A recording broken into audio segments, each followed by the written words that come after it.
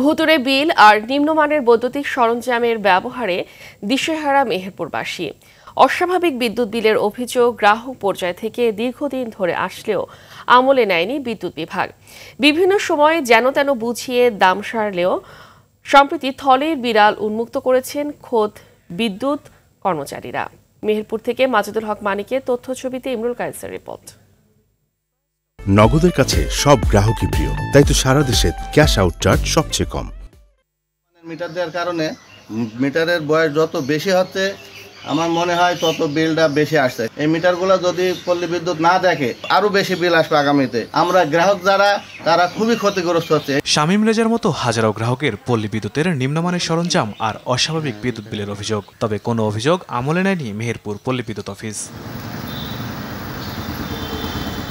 অভিযোগ রয়েছে জেলার বিভিন্ন স্থানে ব্যবহারের তুলনায় বেশি বিদ্যুৎ বিল আর নিম্নমানের বৈদ্যুতিক মিটারের। এ নিয়ে নানা সময় অভিযোগ করা হলেও দায়সারা ব্যাখ্যা দিয়ে ধামাচাপা দিয়েছেন জেলা পল্লী বিদ্যুৎ সমিতির কর্মকর্তারা।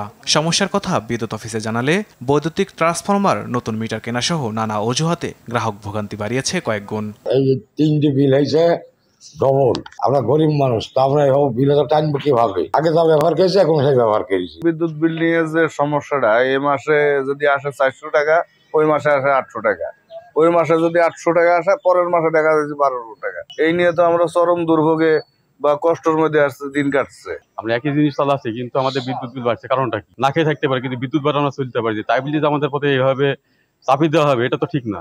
নগদের কাছে সব গ্রাহকই প্রিয়, তাই তো সারা দেশে ক্যাশ আউট চার্জ সবচেয়ে কম।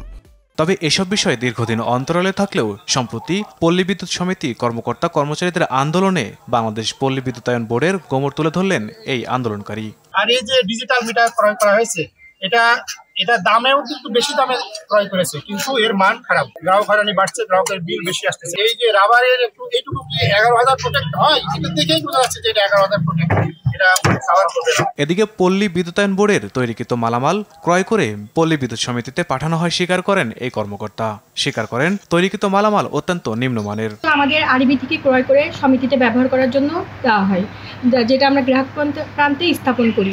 তো যে ট্রান্সফরমারগুলো কেনার পরে দেখা যাচ্ছে ওয়ারেন্টি পিরিয়ডের মধ্যে অনেক ট্রান্সফরমার নষ্ট হয়ে যায়, মেরামতো করতে পারছে না আমাদের নিজস্ব ওয়ার্কশপে, এবং এর কারণে সরকারি সম্পত্তি ক্ষতিগ্রস্ত হয়ে সরকারি প্রতিষ্ঠানের এমন অনিয়মে ক্ষতিগ্রস্ত হচ্ছে দেশের অর্থনীতি। রাষ্ট্র হারাচ্ছে হাজার হাজার কোটি টাকা রাজস্ব।